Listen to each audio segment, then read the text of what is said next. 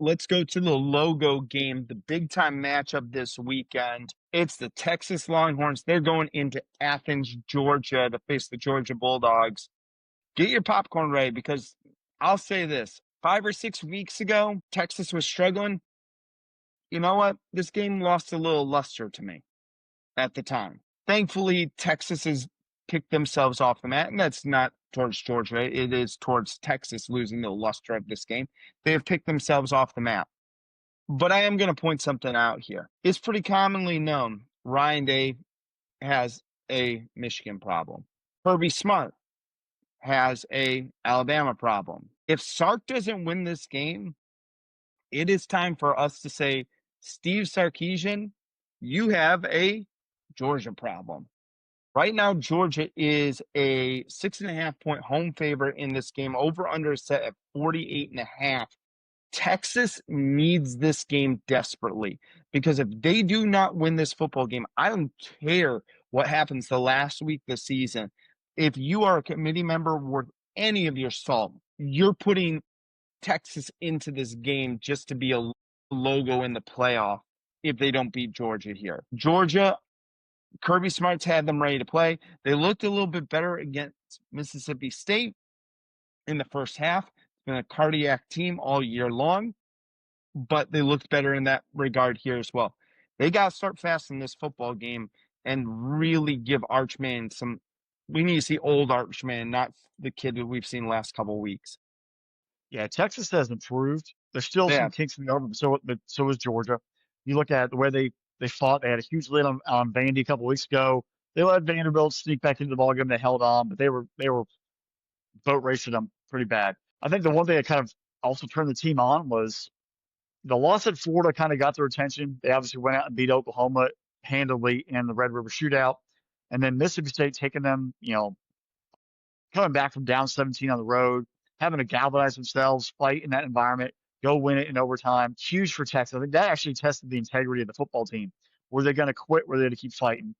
It hasn't been in dominant fashion, but they have won games and they've found ways to fight through. That loss to Florida was pretty painful, and that was really because the offensive line and Arch were just absolutely abysmal. And that Florida defense played fantastic.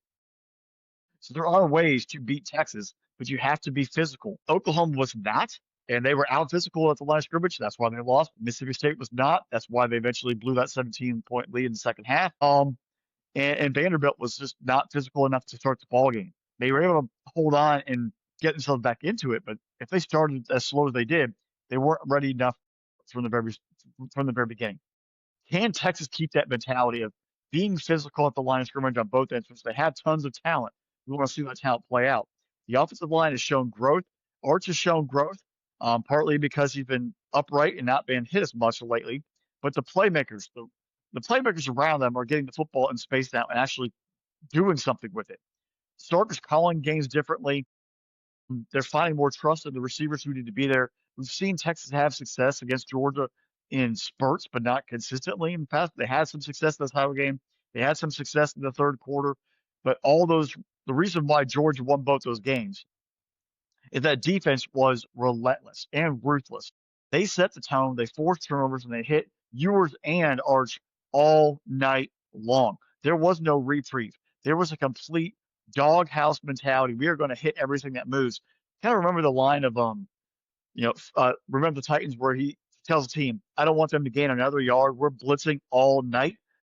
That was what Georgia did in those two games. They were attacking Texas.